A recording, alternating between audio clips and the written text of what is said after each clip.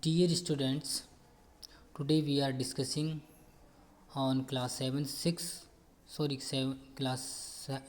science worksheet number 24 about digestion in grass eating animals or ruminants.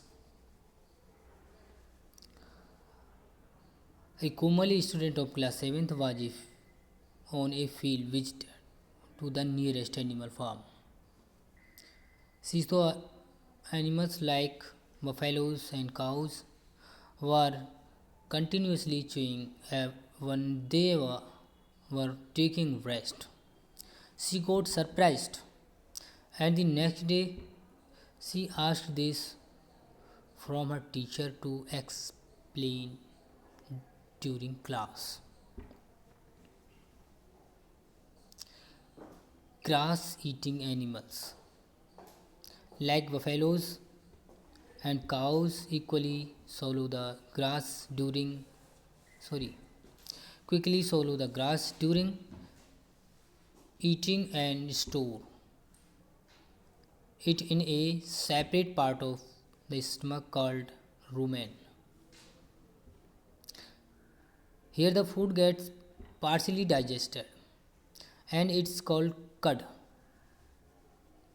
But later the cud returns to the mouth in small lumps and the animals chews it.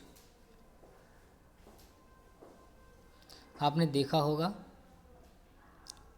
कि जो buffalo और cows हैं वो rest करते हुए भी अपना मुंह जो है हिलाते रहते हैं, कुछ न कुछ एक चबाते रहते हैं.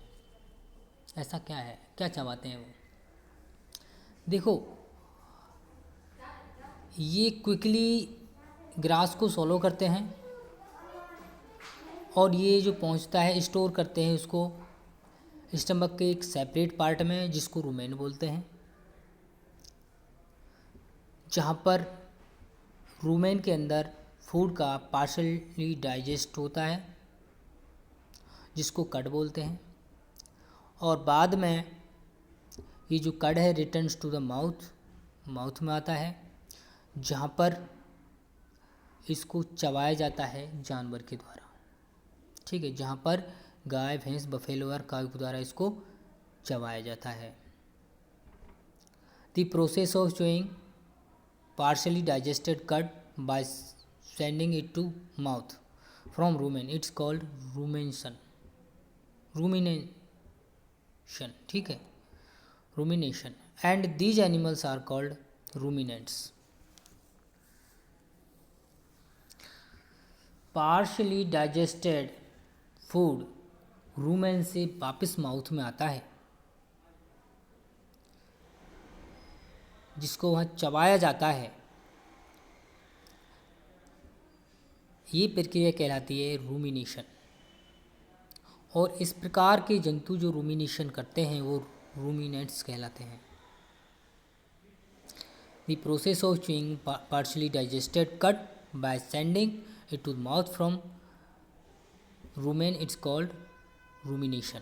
And these animals are called ruminants. यानी कि रूमेन के अंदर से पार्शली डाइजेस्टेड भोजन को, फूड को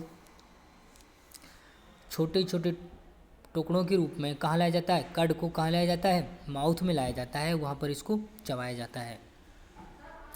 ये प्रक्रिया कहलाती है रूमिनेशन. और इस प्रकार के रूमिनेशन करने वाले एनिमल्स क्या कहलाते हैं? रूमिनेंट्स कहलाते हैं. इस प्रकार के जो रूमिनेशन करते हैं वो रूमिनेंट्स कहलाते हैं. The grass is riched in cellulose.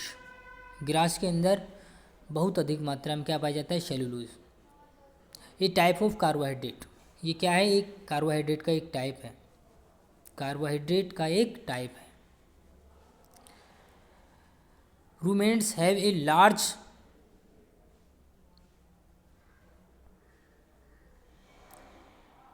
sac-like structure between the small intestine and large intestine. Ruminants के अंदर एक सैक लाइक स्ट्रक्चर पाई जाती है छोटी आंत्र और बड़ी आंत्र के बीच में. यानी कि स्मॉल इंटेस्टाइन और लार्ज इंटेस्टाइन के बीच में एक सैक लाइक स्ट्रक्चर पाई जाती है। ठीक है। The cellulose of the food is digested here by the action of certain bacteria which are not present in human।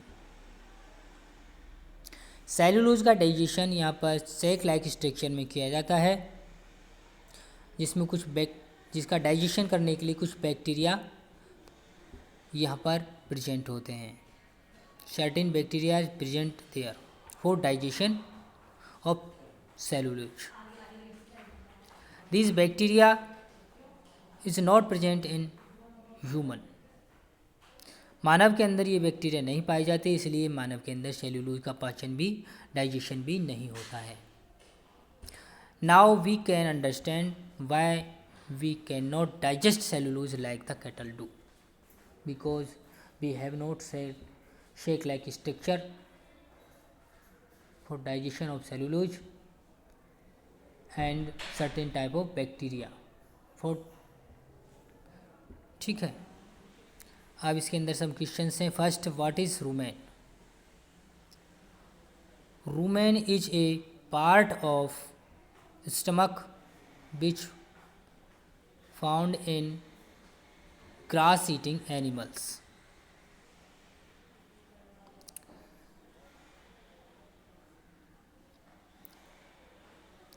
और इसको दूसरी तरह से भी लिख सकते हैं, animals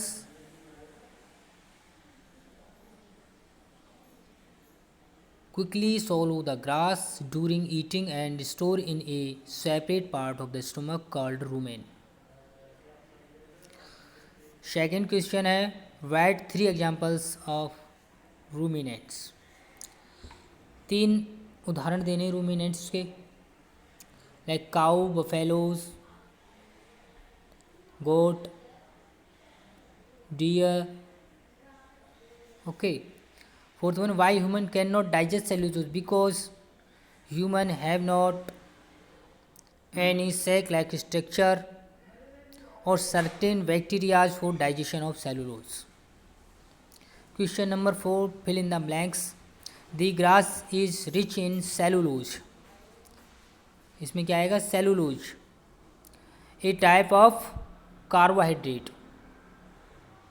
The animals which can do rumination are called ruminants। Thank you।